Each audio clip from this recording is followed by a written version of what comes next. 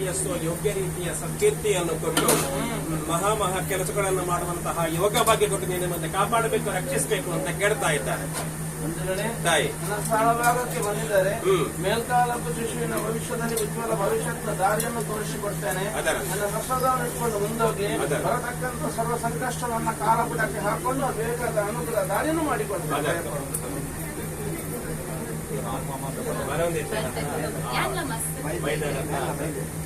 ಮತ್ತಿನ ಬಾರಿ ಸಂತೋಷ, ದೇವರಿಗೆ ಬಾರಿ ಸಂತೋಷ ಆಗ್ತದೆ. ಮನವಲ್ಲ ಬೇನ ಮಲ್ಪರೆಗೆ ಓಡಾಬೇಡ ಕತ್ತಿನ ಯೋಗ ಭಾಗ್ಯ ದೇವರ ಒದಗಿಸಲು ತಪ್ಪೇನು, ರಕ್ಷಣೆ ಸೌಖ್ಯ ಕುರಿತು ಕಾಪಾಡಬೇಕು ದೇವರ ಜೀರ್ಣೋದ್ಧಾರಗುವುದನ್ನು ತೋರಿಸ್ತೇವೆ ಅವರಿಗೆ.